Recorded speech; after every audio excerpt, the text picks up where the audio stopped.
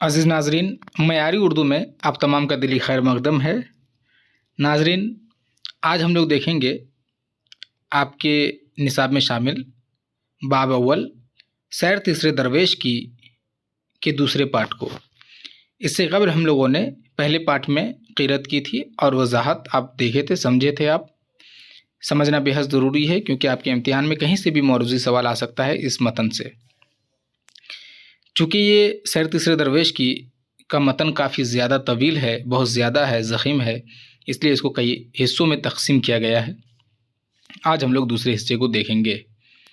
नाज़रीन, अगर आपने पहले हिस्से को नहीं देखा है तो ज़रूर देखिए ताकि आपको ये सैर तीसरे दरवेश की आसानी से समझ में आ जाए। अगर आप शुरू से नहीं समझेंगे तो दास्तान में कई किस्से होते हैं, आप फिर उलझ कर रह जाएंगे और अगर आपके इम्तिहान में कोई इख्तिबास आ गया तो आप उसे हल नहीं कर पाएंगे।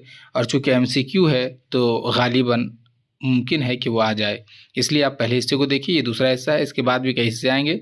आप जुड़े रहें, आप बने रहें ताकि आप इससे महरूम ना रहें। और हाँ, मैं एक बात बता दूं कि आप लोग नासब्र हो जाते हैं, एक दिन अगर वीडियो ना आए तो वीडियो करते हैं। आप लोग सब्र रखिए, आपके सेमेस्टर एग्ज़ाम से क़बल आपके सिलेबस को ख़त्म किया जाएगा। और एक दो दिन ताख़ीर हो जाती है क्योंकि मेरे पास भी कुछ काम होता है माज़रत के साथ, तो उन कामों को भी अंजाम देना ज़रूरी होता है, तो कभी कभी वीडियो बनाना मेरे लिए मुश्किल होता है। आप लोग वीडियो को पसंद कीजिए, वीडियो में कमेंट कीजिए, इससे मुझे हौसला मिलेगा और उस हौसले के बिना पर हम काम आगे बढ़ाएंगे। तो आप लोग कमेंट करना मत भूलिए कि आपको वीडियो कैसा लग रहा है और आपको फ़ायदा पहुंच रहा है या नहीं पहुंच रहा है, ज़रूर बताइए। तो चलिए हम लोग तीसरे हिस्से को देखेंगे। अच्छा, दूसरे हिस्से को। अच्छा, इससे कबल मैं आपको मुख्तसर में बता दूं कि इससे कबल वाली वीडियो में हम लोगों ने क्या देखा। तो हम लोग देखे कि तीसरा दरवेश जो है वो अजम के बादशाह का बेटा है, जो कि जवानी के आलम में खेल कूद और सैर और शिकार के पीछे मशगूल रहता है। एक दिन का जिक्र है कि वो शिकार पे निकलता है। अचानक उसे एक बहुत ही खुशगवार मौसम और एक इलाका मिलता है जहाँ उसे एक काला हिरन मिलता है। उसे वो ज़िंदा पकड़ना चाहता है, उसके पीछे वो बहुत दूर निकल जाता है पीछा करते करते। अचानक शाम के वक्त में उस पे तीर चलाता है और तीर जा कर के उसके पाँव में लग जाता है। वो हिरन पहाड़ पर पहुंच जाता है, इसके पीछे पीछे शहज़ादा भी पहुंचता है। वहाँ उसे रोने की आवाज़ आती है, जहाँ एक बुज़ुर्ग उसको अपने जांघों पर लिए रो रहा है और बद्दुआ कर रहा है जिसने उसे तीर मारा है, और तीर निकालने की कोशिश करता है। इतने में वो जाकर के उस बुज़ुर्ग से माफ़ी मांगता है कि ये गलती उसी से हुई है, और वो बुज़ुर्ग कहता है कि अगर तुमसे अनजाने में हुई है तो अल्लाह माफ़ करे। उसके बाद वो दोनों मिल के तीर निकालता है, मरहम पट्टी करता है और वहाँ से हिरन चला जाता है। उसके बाद वो बुज़ुर्ग बादशाहज़ादा को जो वहाँ मौजूद है वो खिलाता है, और उसके बाद ये खाने के बाद ये सो जाता है। ये पेट भर के सो रहा होता है कि अचानक से रोने की आहोज़ारी करने की आवाज़ आती है। ये जाग जाता है, कोई नज़र नहीं आता। फिर एक पर्दा दिखता है जिसके पीछे वही बुज़ुर्ग एक हसीन और जमील औरत के कदमों पे अपने सर को रखा है और बहुत रो रहा है।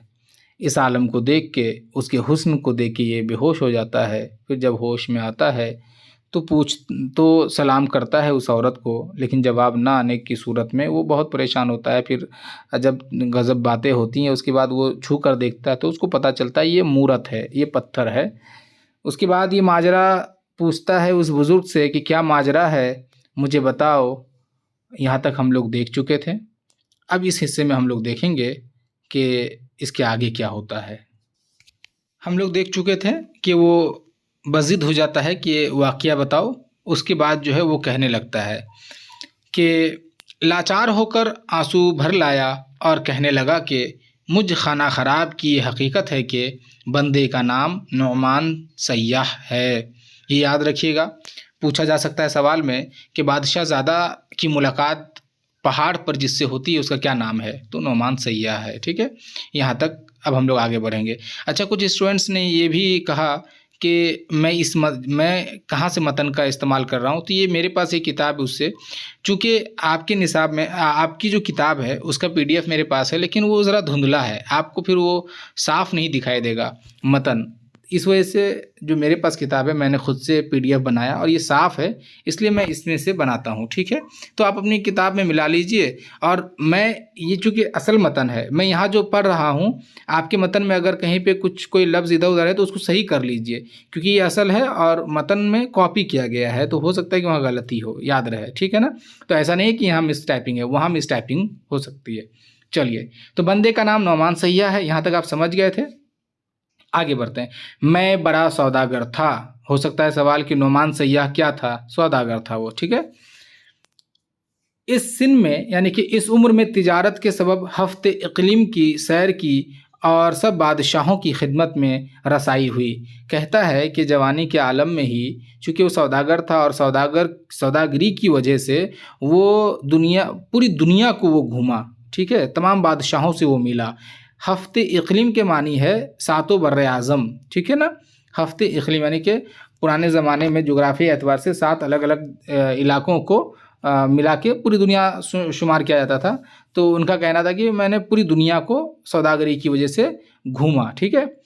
एक बार ये ख्याल जी में आया कि चारों दांग मुल्क तो फिरा, लेकिन जजीराए फ़रंग की तरफ न गया और वहाँ के बादशाहों को और रैयत व सिपाह को न देखा और रस्म व राह वहाँ की कुछ न दरियाफ्त हुई। वो कह रहा है कि मैंने पूरी दुनिया तो देखी, लेकिन जो फ़रंग है यानी यूरोप का जो एरिया है, इंग्लैंड ख़ास तौर से, वहाँ नहीं गया, वहाँ के लोगों को नहीं देखा, वहाँ के सिपाह यानी कि सिपाहियों को नहीं देखा, रस्म व रिवाज कैसा है वो नहीं देखा।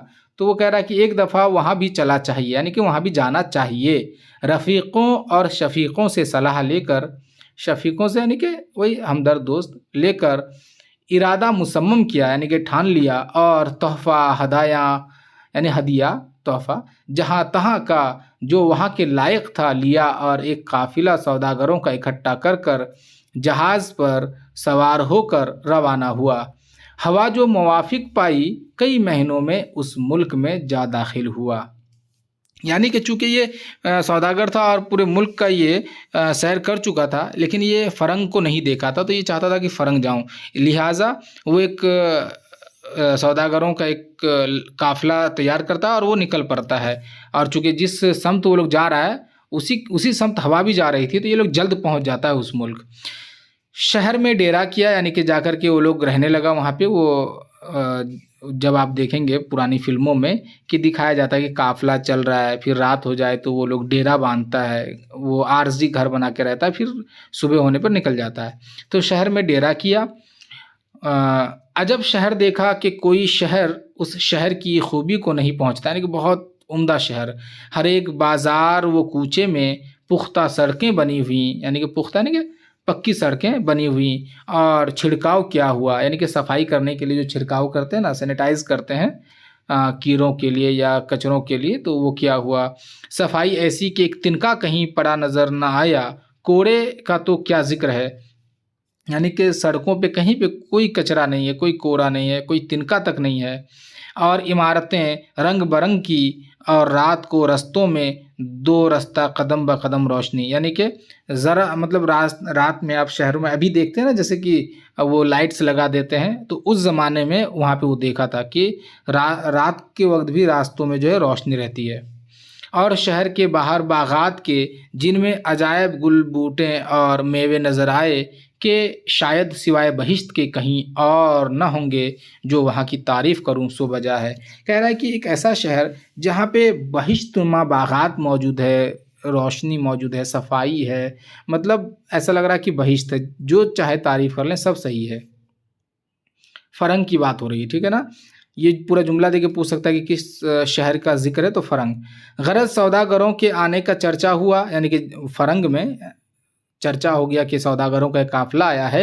एक ख्वाजा सरा कहते हैं, देखिए पुराने ज़माने में आप देखेंगे, या अरतुरुल गाज़ी सीरियल अगर आप देखे हैं, तो जगह जगह पे ना वो सराय बना के रखते हैं वो लोग, यानी कि जो काफ़िला जाता है तो वहाँ रुक करके, वो होटल है समझिए, रुक करके खाना खाया या रात रहा फिर निकल गया। तो वो जो जो सराय होता है, वहाँ पे वहाँ का जो ओनर कह लीजिए या देखभाल करने वाला, उसको ख्वाजा सरा कहते हैं, ठीक है। तो ख्वाजा सरा मुअत्तबर सवार होकर और कई खिदमतगार साथ लेकर काफ़िले में आया और व्यापारियों से पूछा कि तुम्हारा सरदार कौन सा है। सबों ने मेरी तरफ इशारत की। वो मोहल्ली मेरे मकान में आया। मोहल्ली यानी कि महल का रखवाला, वही ख्वाजा सरा, ठीक है। तो चूँकि जब वो लोग शहर में दाखिल हो गया, डेरा लगा दिया, तो शहर में चर्चा हो जाता है कि एक काफ़िला आया है कहीं से। तो ये जो ख्वाजा सरा है वो यहाँ पे पहुँच जाता है। मैं ताज़ीम बजा लाया, बाहम सलाम अलैक हुई, उसको सोज़नी पर बैठाया, यानी कि वो कपड़ा होता है सियावत, वो जब हम लोग जिसको बोलते हैं ना गिलाफ, वो चादर वगैरह बना करके उसको बिठाया उस पे। तकिए की तवाज़ो की, तकिया भी दिया ताकि वो टेक लगा सके। बाद उसके मैंने पूछा कि साहब के तशरीफ़ लाने का क्या बाइस है, फरमाइए। जवाब दिया कि शहज़ादी ने सुना है कि सौदागर आए हैं और बहुत जिन्स लाए हैं, लिहाजा मुझको हुक्म किया कि जाकर उनको हुजूर में ले आओ। यानी कि जो नोमान सैय्यद है वो पूरे इलाकों को देख चुका था, पूरी दुनिया को देख चुका था। वो फ़रंग नहीं देखा था, फ़रंग का इरादा किया और फ़रंग के लिए निकल पड़ा। तो जब यहाँ पहुँचा वो लोग फ़रंग, तो डेरा लगा दिया। फ़रंग में चर्चा हो गया कि काफ़िला आ चुका है। शहज़ादी जो है अपने ख्वाजा सरा को, मोहल्ली को जो है भेजता है इसके पास, और ये आकर के नोमान सैय्यद से दरियाफ़्त करता है कि मुझे शहज़ादी ने भेजा है कि तुम बहुत सामान लेकर के आए हो, तो मेरे पास लेकर के आ जाओ नोमान सैय्यद को, ठीक है। तो ये वो इस वजह से आ जाता है, हुजूर में ले आओ। बस तुम जो कुछ असबाब यानी कि सामान असबाब लायक बादशाहों की सरकार के हो, साथ ले चलो और सआदत आस्ताना बोसी की हासिल करो। सआदत यानी कि खुश नसीबी, आस्ताना बोसी यानी कि वो हाथ जो चूमने का जो तरीका होता है इज़्ज़त के तौर पे। तो कह रहा है कि जो भी सामान तुम बादशाहों के लायक ले करके आए हो, मेरे साथ चलो और शहज़ादी की खिदमत में पेश करो और ये खुश नसीबी हासिल करो मलका से मिलने का। मैंने जवाब दिया कि आज तो मांदगी के बाइस कासिर हूँ, यानी कि आज बहुत ज़्यादा थक गया हूँ, इसलिए मैं नहीं जा पाऊँगा, कासिर हूँ। कल जान व माल से हाजिर हूँ, जो कुछ इस आजिज़ के पास मौजूद है नज़र गुजराऊँगा, यानी कि पेश करूँगा। जो पसंद आवे माल सरकार का है, ये वादा कर कर और इत्र पान देकर ख्वाजा को रुखसत किया और सब सौदागरों को अपने पास बुलाकर जो तोहफ़ा जिसके पास था ले लेकर जमा किया और जो मेरे घर में था वो भी लिया और सुबह के वक्त दरवाज़े पर बादशाही महल के हाजिर हुआ। बारीदारों ने मेरी खबर अर्ज़ की, हुक्म हुआ कि हुजूर में लाओ। वही ख्वाजा सरा निकला और ये पेज डबल हो गया, और मेरा हाथ में लेकर दोस्ती की राह से बातें करता हुआ ले चला। यानी कि उस दिन तो वो मना कर दिया ख्वाजा सरा को, जिस दिन वो आया था शहर में, बोलता है कि नहीं मैं थक गया हूँ शहर में आते आते, तो मैं कल आऊँगा। फजर के वक्त ही वो निकल पड़ा और महल में आ गया। ख्वाजा सरा उसको महल के अंदर लेके जा रहा है। पहले खवास पूरे से होकर एक मकान आलीशान में ले गया। ए अजीज़ तू बावर ना करेगा। अब यहाँ से फिर वो बादशाहज़ादा को, जो अजम का बादशाहज़ादा, उसको वो खिताब कर रहा है कि ऐ मेरे अजीज़ तुम यकीन नहीं करोगे, ये आलम नज़र आया गोया पर काट कर परियों को छोड़ दिया है। यानी कि जब वो महल के अंदर दाखिल हो रहा है तो कह रहा है कि तुमको यकीन नहीं आएगा कि ऐसा आलम था कि ऐसा लग रहा था कि पर काट के परियों को छोड़ दिया गया है। जिस तरफ देखता था निगाह गड़ जाती थी। यानी कि वो हसीन व जमील औरतें, लड़कियां वहाँ मौजूद थीं कि वो जिधर देखता है उधर उनकी नज़र वहाँ से हट नहीं रही है। पाँव ज़मीन से उखड़े जाते थे, यानी कि वो चल नहीं पा रहा था सही से। बज़ोर अपने तई संभालता हुआ रूबरू पहुँचा। जूं ही बादशाह, इसको जो नहीं पढ़ना है, इसको जूं ही यानी जैसे ही, जूं ही बादशाहज़ादी पर नज़र पड़ी, गश की नौबत हुई और हाथ पाँव में राशा हो गया। यानी कि जैसे ही मतलब नौकरानियों को देख करके तो खैर वो किसी तरह संभल गया था, लेकिन जैसे ही बादशाहज़ादी को वो देखता है बेहोश हो जाता है, बेहोश की हालत हो जाती है और हाथ पाँव जो है कांपने लगता है। उसकी खूबसूरती को देख के, वो इस कदर हसीन व जमील है।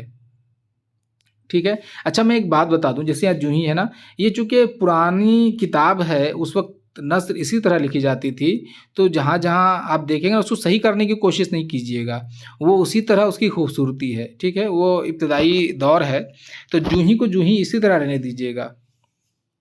चलिए, तो वो महल में पहुंच गया और बादशाहजादी के सामने जाकर के उसके हाथ पांव कांपने लगे। बहर सूरत सलाम किया, यानी किसी तरह से वो सलाम किया। दोनों तरफ दस्ते रास्त और दस्ते चप, यानी कि दाएं हाथ और बाएं हाथ बोलते हैं ना, कि जो किसी के भी जो ख़ास आदमी होते हैं, वो लोग जो है सब बसफ नाज़नीना ने परी चेहरा दस्त बस्ता खरी थी। यानी कि दोनों तरफ जो है दस्ते रास्त, यानी कि उसके हमदम या हमदर्द बोलिए या ख़ास लोग, दस्ते चप सब बसब नाज़नीना ने परी चेहरा दस्त बस्ता खरी थी। यानी कि एकदम परी चेहरा लड़कियां जो है वो एकदम बाअदब खड़ी थी। मैं जो कुछ किस्म जवाहिर और पारचाए पोशा की और तोहफ़ा अपने साथ ले गया था, जब कई कश्तियाँ हुजूर में चुनी गईं, अज़बस के सब जिन्स लायक पसंद के थी, खुश होकर खानसामा के हवाले हुई और फरमाया कि कीमत इसकी बमूजिब फ़र्द के कल दी जाएगी। कह रहा है कि ये जो भी सामान लेके गया था, कपड़े तोहफे जो भी, तो सब पसंद, तकरीबन तमाम चीज़ों को पसंद कर ली गई। यहाँ पे जब कई कश्तियाँ, कश्ती के माने तो नाव है, कश्ती के माने वो थाली या वो बर्तन जिसमें सामान पुराने ज़माने में लोग लेके जाते थे, तो उसको भी कश्ती बोलते थे। तो तमाम चीज़ें पसंद हुई। खानसमा के माने ये कि जो शहज़ादी लोगों के लिए जो खाना बनाता था उसको खानसमा कहते हैं। तो तमाम चीज़ों को पसंद करने के बाद शहज़ादी बोली कि इसकी जो कीमत है वो कल अदा की जाएगी। मैं तस्लीमात बजा लाया, यानी कि सलाम किया, और दिल में खुश हुआ कि इस बहाने से भला कल भी आना होगा। और नौमान सैय्यद जो बहुत ज़्यादा खुश हो जाता है कि चलो कीमत लेने के बहाने से कल जब आएंगे तो कल फिर से ये मनाजिर देखने को मिलेगा और ये शहज़ादी से मुलाकात होगी। जब रुखसत होकर बाहर आया तो सौदाई की तरह कहता कुछ था और मुंह से कुछ निकलता था। यानी कि जब उस दरबार से वो बाहर निकला तो पागल हो गया, कहता कुछ है, सोचता कुछ है, बोलता कुछ है, मतलब कंट्रोल नहीं है अपने आप पे। इसी तरह सरा में आया, लेकिन हवास बजाना था, यानी कि ठीक नहीं था, तबीयत ख़राब हो गई थी उसकी, मतलब वो कुछ समझ नहीं पा रहा था क्या कर रहा है। सब आशना दोस्त पूछने लगे कि तुम्हारी क्या हालत है। मैंने कहा इतनी आमद व रफ्त से गर्मी दिमाग में चढ़ गई है। अब वो झूठ कह रहा है कि चूँकि वो कह रहा है कि डेरा से निकल के वो मलका के दरबार तक जाना, काफ़ी चलना फिरना हो गया, तो इसकी वजह से गर्मी जो है दिमाग तक पहुँच गई है, यानी कि थक गए हैं। ठीक है। गरज वो रात तलफते काटी, यानी कि वो जो अगली सुबह फिर उनको जाना है ना, तो वो रात जो है वो तलफते काटी, यानी कि तड़पते हुए, तलफते लिखा गया है, तड़पते हुए, तड़प तड़प के वो रात को काटते हैं। फज्र को फिर जाकर हाजिर हुआ और उसी ख्वाजा के साथ फिर महल में पहुंचा। वही आलम जो कल देखा था देखा। बादशाहजादी ने मुझे देखा और हर एक को अपने अपने काम पर रुखसत किया, यानी कि उस दरबार में जो भी लड़कियां या जो भी लोग मौजूद थे, सबको बादशाहजादी जो है अपने अपने काम पे भेज देती है। जब परछा हुआ, परछा यानी कि खाली हो गया, वो दरबार खाली हो गया, जब परछा हुआ खलवत में उठ गई और मुझे तलब किया। खलवत में उठ गई यानी कि जब वो सबको अपने अपने काम पे भेजने के बाद खाली हो जाता है तो सिर्फ रह जाता है कौन, नौमान सैय्या और वो बादशाहजादी, तो उसको खलवत में यानी कि तन्हाई में बुलाती है। जब मैं वहाँ गया, बैठने का हुक्म किया, मैं आदाब बजा ला कर बैठा। फरमाया कि यहाँ जो तू आया और ये असबाब लाया, इसमें मुनाफा कितना मंजूर है। वो बादशाहजादी पूछ रही है नौमान से, जैसे कि तुम जो यहाँ सामान सब लाए हो तो इसमें कितना मुनाफा चाहते हो। मैंने अर्ज़ की कि आपके कदम देखने की बड़ी ख्वाहिश थी, सो खुदा ने मैसर की। अब मैंने सब कुछ भर पाया और दोनों जहां की सादत हासिल हुई, और कीमत जो कुछ फहरिस्त में है निस्फ़ की ख़रीद है और निस्फ़ नफ़ा है। तो नौमान से यह कहता है कि यहाँ पे जो भी सामान हम खरीदे हैं उसमें ये जो भी दाम हम लिखे हुए हैं फहरिस्त में, वो एक लिस्ट देता है सामान का, तो कहता है कि इसमें आधा, जो मान लीजिए अगर कोई सामान है, एक अंगूठी है जिसकी कीमत 100 रुपये लिखी हुई है, तो कह रहा है कि 50 रुपये खरीदा, 50 रुपये उसमें मुनाफा लिखा गया है। लेकिन उसमें वो एक चीज़ ऐड करता है कि मुझे कीमत की गरज नहीं है, मुझे आपको देखने की ख्वाहिश थी, सो मैंने देख लिया। अब वो फरमाती है फिर शहज़ादी नहीं, जो कीमत तूने लिखी है वो इनायत होगी, बल्कि और भी इनाम दिया जाएगा, बशर्त ये कि एक काम तुझसे हो सके तो हुक्म करूं। कहती है कि नहीं, जो तुम कीमत लिख चुके हो फहरिस्त में उससे ज़्यादा दिया जाएगा, लेकिन एक काम अगर मेरा कर दो तो बेहतर है।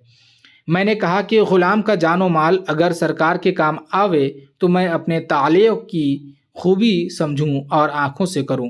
कह रहा है कि अगर मैं आपकी कोई काम आ सकता हूं तो मेरी किस्मत की बात होगी।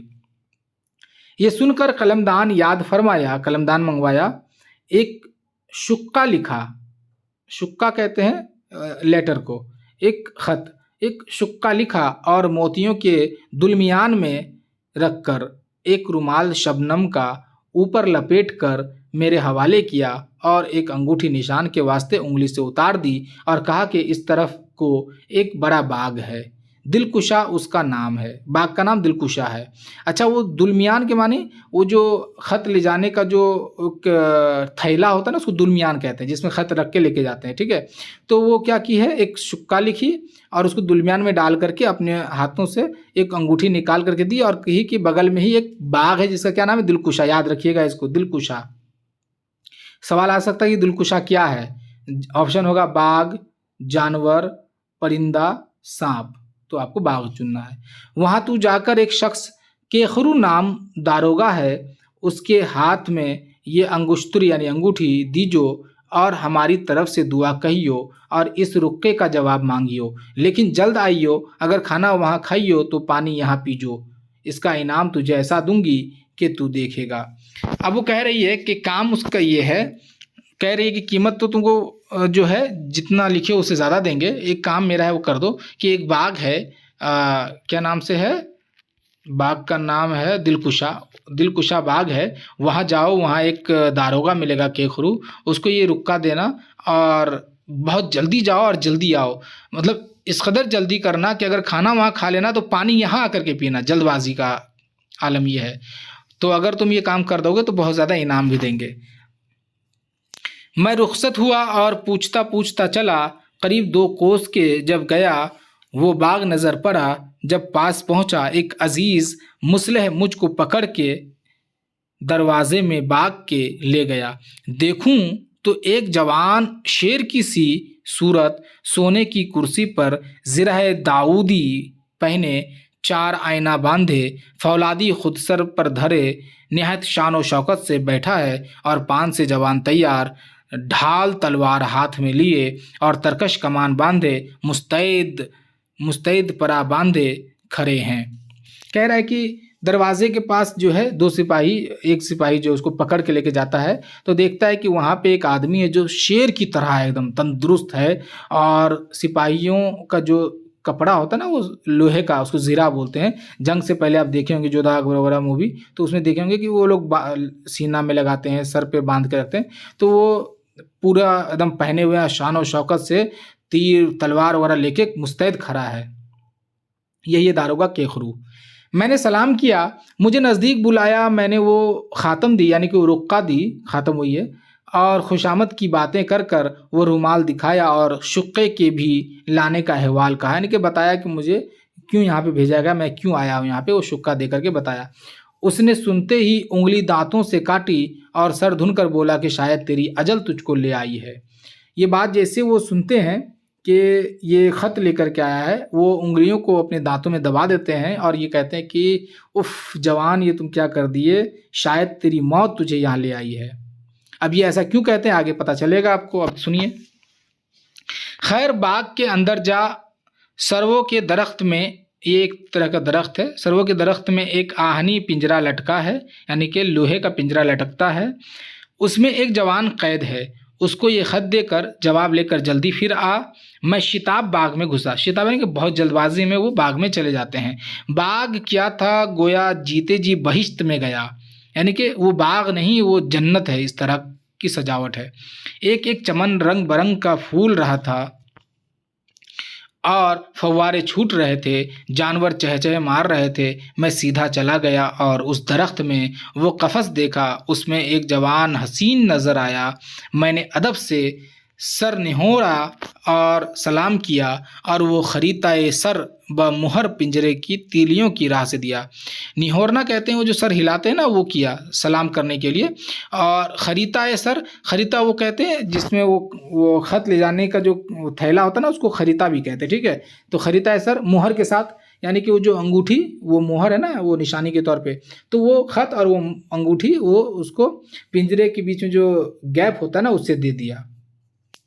वो अजीज रुक्का खोल कर पढ़ने लगा और मुझसे मुश्ताक वार अहवाल मलका का पूछने लगा, मलका के बारे में पूछने लगा खत खोलते खोलते। अभी बातें तमाम न हुई अभी बातें तमाम न हुई थीं कि एक फौज जंगियों की नमूद हुई और चारों तरफ से मुझ पर आ टूटी और बेतहाशा बरछी व तलवार मारने लगी। एक आदमी निहत्थे की बिसात किया, एक दम में चूर जख्मी कर दिया, मुझे कुछ अपनी सुध-बुध न रही। यानी कि अभी वो जो कैद है पिंजरे में, उसको अभी वो तो खत दिया ही है, वो खत खोल के पढ़ना शुरू भी नहीं किया है कि एक फौजियों की जो मतलब सिपाहियों की एक ग्रुप आकर के उस पे हमला कर देता है, एकदम बर्छी मारता है, भाला मारता है और उसको जख्मी कर देता है। फिर जो होश आया अपने तय चारपाई पर पाया कि दो प्यादे यानी दो सिपाही उठाए लिए जाते हैं और आपस में बतियाते हैं।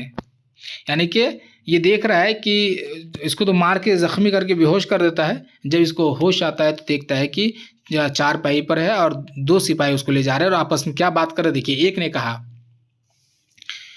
इस मुर्दे की लोथ को यानी कि लाश को मैदान में फेंक दो, कुत्ते कौवे खा जाएंगे। दूसरा बोला, अगर बादशाह तहकीक करे और ये खबर पहुंचे तो जीता गड़वा दे और बाल बच्चों को कोल्हू में पिड़वा दे। कह रहा है कि अगर हम लोग इसको जिंदा फेंक दें, बादशाह को पता चल जाए तो हमको क्या करेगा ये लोग कि जिंदा गड़वा देगा। क्या हमें अपनी जान भारी पड़ी है जो ऐसी नामाकूल हरकत करें। मैंने ये गुफ्तगू सुनकर दोनों याजूज माजूज से कहा कि वास्ते खुदा के मुझ पर रहम करो, अभी मुझ में एक रमक जान बाकी है, जब मर जाऊंगा जो तुम्हारा जी चाहे सो कीजो, मुर्दा बदस्ते जिंदा। लेकिन ये तो कहो कि मुझ पर ये क्या हकीकत बीती, मुझे क्यों मारा और तुम कौन हो, भला इतना तो कह सुनाओ। जब वो अपने आप को होश में पाता है चारपाई पे, तो दो सिपाही उसको लेके जा रहा है, तो दोनों बात कर रहा है कि इस लाश को जो है फेंक देते हैं, कुत्ते कौवे खा लेंगे। फिर उसकी वजह बताते हैं कि ऐसा करने से क्या होगा। ये सुन करके वो कहता है कि अभी मैं जिंदा हूँ, लेकिन मुझे ये बता दो कि मेरे साथ क्या हुआ, मुझे कुछ पता नहीं है। तो वो लोग तब उन्होंने रहम खाकर कहा कि अब वो बता रहे हैं, वो जवान जो कफस में बंद है। अब फिर देखिए उस जवान के हवाले से बातें शुरू होंगी, ठीक है। अब तक आप नुमान सिया के बारे में सुन रहे थे, अब जवान के बारे में, कि वो जवान जो कफस में बंद है उस बादशाह का भतीजा है और पहले इसका बाप तख्त नशी था। यानी कि जो कैद है बाग में, दिलकुशा बाग में, उसका बाप बादशाह था फरंग का, ठीक है ना, क्लियर रखिएगा। रहलत के वक्त यानी कि मौत के वक्त, रहलत के वक्त ये वसीयत अपने भाई को की कि अभी मेरा बेटा जो वारिस इस सल्तनत का है लड़का और बेशऊर है, कारोबार बादशाहत का खैर खाही और होशियारी से तुम क्या कीजो, जब ये बालिग हो अपनी बेटी से शादी इसकी कर दीजो और मुख्तार तमाम मुल्क और ख़जाने का कीजो। कह रहा है कि उसका बाप जो है, जो अभी कैद है, उसका बाप बादशाह था फरंग का, लेकिन उसके मौत की वक्त जो है ये बंदा जो अभी कैद है ये कम उम्र का था। तो उसका बाप अपने भाई को ये जिम्मेदारी सौंप देता है कि अब चूंकि ये कम उम्र का, तो तुम अतालिक बन जाओ, तुम ही हुकूमत करना, और जब ये बालिग हो जाए तो अपनी बेटी से शादी करके फिर इनको मुख्तार बना देना। ये बात थी, ये वसीयत की गई थी, ठीक है। ये कहकर उन्होंने वफात पाई, यानी कि वो कैदी के वालिद ने, बादशाह ने पाई, और सल्तनत की नौबत छोटे भाई पर आई। उसने वसीयत पर अमल न किया बल्कि दीवाना और सौदाई मशहूर करके पिंजरे में डाल दिया। यानी कि वसीयत तो ये थी ना कि बालिग हो जाने पर उसको सल्तनत दे देना, लेकिन उन्होंने क्या किया कि उसके बेटे को पागल साबित करके वही कफस में डाल दिया, पिंजरे में। और चौकी गाढ़ी चारों तरफ बाग के रखी है, यानी कि मतलब चारों तरफ जो है सिपाही खड़ा कर दिया है कि परिंदा पर नहीं मार सकता, और कई मर्तबे जहर हलाहिल दिया है, यानी कि कत्ल करने के लिए जहर भी दिया है उसको कफस में, लेकिन ज़िंदगी ज़बरदस्त है, असर नहीं किया। यानी कि वो जो कैदी है बादशाह का बेटा, उसको जहर भी दिया गया लेकिन वो मरा नहीं है। अब वो शहज़ादी और ये शहज़ादा दोनों आशिक माशूक बन रहे हैं। वो शहज़ादी कौन? जिसने नोमान सैय्या को खत भेजा के ज़रिए खत भेजा है, ठीक है? जिनका खत लेकर के नोमान सैय्या आया था इस कैदी के पास, ये दोनों आशिक माशूक बन रहे हैं। वो घर में तलफ़े है और ये कफ़स में तड़पे है। देखिए लिख रहा है कि वो घर में, यानी कि शहज़ादी घर में तलफ़े है, यानी कि तड़प रही है, और ये यहाँ पे तड़प रहे हैं। तेरे हाथ शौक का नामा उसने भेजा, ये खबर हिरकारों ने बजिन्स से बादशाह को पहुंचाई। अभी कौन बादशाह है? यानी कि जो कैदी है उसके बाप का भाई, जो कि अभी मतलब ये गलती से तो नहीं, होशियारी से बादशाह बना बैठा है। जब ये नोमान सैय्या खत लेकर के आता है तो लोग उसको खबर दे देते हैं और वही लोग आकर के इस पर हमला करते हैं। हफ्शियों का दस्ता मुतय्यन हुआ, तेरा यह अहवाल किया और उस जवान कैदी के कत्ल के वजीर से तदबीर पूछी। बता रहा है कि तुमको जो मारने वाला है वो वही लोग हैं, उसी बादशाह के लोग हैं। और उसके बाद जो है फिर से उसी जवान को मारने के हवाले से वजीर से वो तदबीर बना रहा है कि कैसे मारा है। तो उस नमक हराम ने मलका को राज़ी किया है कि उस बेगुनाह को बादशाह के हुजूर अपने हाथ से मार डाले। उसके बाद ये कह रहा है कि वो वज़ीर जो है वो ये तदबीर किया है कि उस कैदी को उसी के माशूक, यानी कि जिस शहज़ादी ने रुक्का भेजा है इनके हाथ से, उसी के हाथ से मार डालेगा। अब देखिए आगे कैसे। मैंने कहा चलो मरते मरते ये भी तमाशा देख लें। आखिर राज़ी होकर वो दोनों और मैं ज़ख्मी चुपके एक गोशे में जाकर खड़े हुए। देखा तो तख्त पर बादशाह बैठा है और मलका के हाथ में नंगी तलवार है। कौन मलका? वही जिन्होंने खत भेजी थी, ठीक है। और शहजादे को पिंजरे से बाहर निकालकर रूबरू खड़ा किया। मलका जल्लाद बनकर शमशीर बरहना, यानी कि नंगी तलवार लिए हुए अपने आशिक के कत्ल करने को आई। जब नज़दीक पहुंची तलवार फेंक दी और गले में चिमट गई। तब वो आशिक बोला कि ऐसे मरने पर मैं राज़ी हूँ, यहाँ भी तेरी आरजू है, वहाँ भी तेरी तमन्ना रहेगी। मलका बोली कि इस बहाने से मैं तेरे देखने को आई थी। अब देखिए, चूँकि वो नोमान सैय्या को भेजती है लेकिन चूँकि नाकाम हो जाती है, क्योंकि पता चल जाता है कि इनको भी मार दिया गया है, तो वज़ीर ये तदबीर करता है कि मलका को राज़ी करके उसी के हाथ से इसको मरवा देते हैं शहज़ादे को। और वो झूठ बोल के राज़ी होती है। क्यों? क्योंकि उनको ये इसको देखना था। जैसे सामने आती है दोनों मिलने लगती है, ठीक है। बादशाह ये हरकत देखकर सख्त बरहम हुआ, यानी कि गुस्सा हो गया, और वज़ीर को डांटा कि तू ये तमाशा मुझे दिखलाने को लाया था। मोहल्ली मलका को जुदा करके महल में ले गए और वज़ीर ने खफा होकर तलवार उठाई और बादशाह ज़ादे के ऊपर दौड़ा के एक ही वार में काम उस बेचारे का तमाम करे। जूँ चाहता है कि तेग चलावे, गैब से एक तीर नागहानी उसके पेशानी पर बैठा कि दूर सा हो गया और वो गिर पड़ा। कह रहा है कि जब वो शहज़ादी तलवार नहीं चलाती है, उसे चिमट जाती है, मिलती है, रोने लगती है, यानी कि मुलाकात हो जाती है, समझिए। तो बादशाह गुस्सा हो जाता है। उसके बाद मोहल्ली शहज़ादी को महल में लेके चला जाता है और वज़ीर जो बहुत गुस्सा हो जाता है, वो सोचता है तलवार से हम ही इसके गर्दन को उड़ा दें। वो उड़ाना चाहता है, तलवार तेग को उठाता ही है कि एक तीर, मतलब किसने चलाया वो तो नहीं पता, लेकिन दूर से एक तीर आकर के उसके पेशानी में लगता है और वो गिर पड़ता है।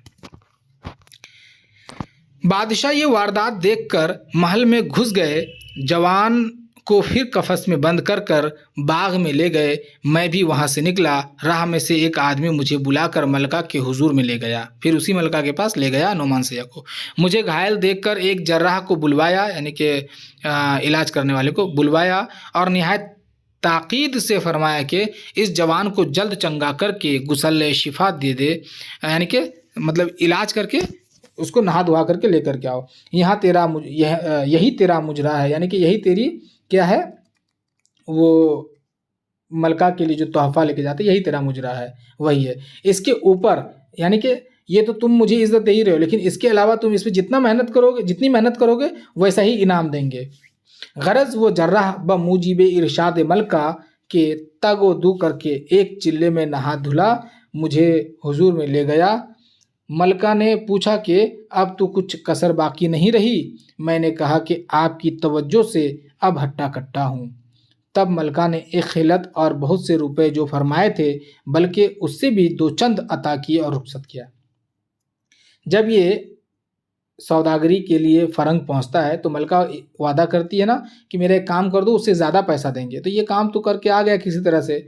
अब जो है मलका उसको उससे ज़्यादा पैसा देती है और बहुत उम्दा खिलत यानी कि बादशाहों का जो कपड़ा होता है वो पहना करके उसको वहाँ से रुखसत करती है।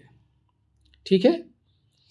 मैंने वहाँ से सब रफ़ीक और नौकर चाकरों को लेकर, कहाँ से, फ़रंग से लेकर कूच किया। जब इस मकाम पर पहुंचा, किस मकाम पर, जहाँ पे अभी वो बादशाह ज़्यादा आजम को सुना रहा ये किस्सा। मकाम पर पहुंचा, सबको कहा तुम अपने वतन को जाओ, और मैंने इस पहाड़ पर ये मकान और उसकी सूरत बनाकर अपना रहना मुकर्रर किया और नौकरों और ग़ुलामों को मुवाफिक हर एक की कद्र के रुपए देकर आज़ाद किया। यानी कि कह रहा है कि वहाँ से जब रुखसत हो गए तो तमाम लोगों को घर भेज दिए और हम इस पहाड़ पे आकर के एक घर बनाए, और घर बनाने के बाद उसी मलका की मूरत को बना करके, बना करके, मूर्ति बना करके तमाम नौकरों को आज़ाद करके यहीं पे रहने लगे। और ये कह दिया कि जब तलक मैं जीता रहूं मेरे कुव्वत की खबरगिरी तुम्हें ज़रूर है, आगे मुख्तार हो। अब वही अपनी नमक हलाली से मेरे खाने की खबर लेते हैं और मैं बखातिर जमा इस बुत की परस्तिश करता हूँ। यानी कि जिन गुलामों को वो आज़ाद किया तो उनको कहा कि अगर तुम चाहो तो तुम मेरी खबरगिरी कर लेना जब तक ज़िंदा हूँ। तो वही ग़ुलाम सब कभी कभी खाना ला के दे देता है और ये वही अपने शहज़ादी की परस्तिश कर रहा है, इबादत कर रहा है। जब तलक जीता हूँ मेरा यही काम है, यही मेरी सरगुज़श्त है जो तूने सुनी। तो नुमान सैय्याह के वाक़े को आपने सुना। नुमान सैय्याह का वाक़या ये है कि नुमान सैय्याह जो है सौदागर था। वो पूरी दुनिया को घूम चुका था, लेकिन फ़रंग नहीं देखा था। वो फ़रंग देखने के ख्वाहिशमंद था। फ़रंग के लिए वो निकल पड़ता है। फ़रंग की शहज़ादी उसको तलब करती है और उसको एक काम देती है कि एक ख़त ले जा कर के बाग दिलकुशा में एक कैदी उसे दो और उसका जवाब लेकर के आओ। अगर ये काम करते हो तो तुम्हें इनाम दिया जाएगा। वो जाता है लेकर के ख़त। वहाँ पे वो ख़त देता है कि एक सिपाहियों के एक ग्रुप ने उस पे हमला किया और उसे ज़ख्मी करके नीचे गिरा दिया। वो जो है जब उसकी आंखें खुली तो वो देख रहा है कि दो प्यादा कह रहे हैं कि ये मर चुका है, इसको फेंक देते हैं। बहरहाल वो कहता है कि मैं अभी ज़िंदा हूँ, मुझ पे क्या बीता, क्या हकीकत है, तमाम बताओ। तो वो बताते हैं कि ये कैद में जो शख्स है ये फ़रंग के बादशाह का बेटा है। जब इसके वालिद के मौत की वक्त थी तब ये कम उम्र का था, तो उसके वालिद ने वसीयत की थी अपने भाई को, छोटे भाई को, कि मेरे मरने के बाद तुम इसके अतालिक बन जाना। ये जब बालिग हो जाए तो अपनी बेटी से शादी करके मुल्क की हुकूमत इसके नाम कर देना, इसे मुख्तार बना देना। उसके वालिद के मरने के बाद उसके छोटे भाई जो है वो इस पर अमल नहीं करता है, बल्कि उसके बेटे को पागल साबित करके कैद कर देता है। उसी के सिपाहियों ने नुमान सैय्याह यानी कि तुझे ज़ख्मी किया था। बहरहाल अब वज़ीर और इस कैदी के वालिद जो कि साबिक बादशाह थे, दोनों ने मिल के ये प्लान किया है कि मलिका के हाथ से ही जो है इस कैदी को मार डालते हैं। मलिका भी हामी भर देती है, लेकिन वो हामी इसलिए भरती है क्योंकि उसको अपने आशिक से मिलना था। वो आती है मारने के लिए, लेकिन तलवार फेंक कर दोनों मिल बैठते, मुलाकात होती है। इस तरह से वज़ीर बहुत गुस्सा हो जाता है, वो मारना चाहता है लेकिन एक तीर आकर के उसके पेशानी पर लगता है और वो गिर पड़ता है, मर जाता है। उसके बाद फिर उसको कैद कर दिया जाता है, उस लड़के को, और नुमान सैय्याह को एक आदमी ले जा करके फिर से उसी शहज़ादी के पास, फ़रंग की शहज़ादी के पास लेकर जाता है। उसके बाद वहाँ पे उसका इलाज होता है और मलिका जो है उसको कीमत देती है, ज़्यादा पैसा देती है और उसके बाद उसको रुखसत कर देती है। नुमान सैय्याह अपने तमाम लोगों को अपने मुल्क वापस कर देता है, लेकिन वो उसी पहाड़ पे जहाँ बादशाहज़ादा अजम से मिलता है, जहाँ वो ये किस्सा सुना रहा है, वहीं पे वो बताता है कि मैं एक घर बनाया और मलका की एक तस्वीर बना करके मैं उसकी परस्तिश करता हूँ, यही मेरा वाक़या है। तो नाज़रीन, हम लोगों ने अब तक ये देखा था कि बादशाहज़ादा अजम जो है कैसे उस पहाड़ पे पहुंचता है। उसके बाद नुमान सैय्याह का जो वाक़या है वो यहाँ हम लोग देख चुके हैं दूसरे हिस्से में। अब तीसरे हिस्से में इसके आगे क्या होता है वो हम लोग देखेंगे। तो इसके लिए आप बने रहें हमारे चैनल के साथ। चैनल पर नए हैं तो चैनल को सब्सक्राइब कर लें, वीडियो को अपने दोस्तों अहबाब से साझा करें ताकि वो भी इसे इस्तेफादा कर सके। वीडियो कैसा लगा आप कमेंट बॉक्स में ज़रूर बताएं। अगर पसंद आया हो तो लाइक ज़रूर करें। अल्लाह हाफिज़।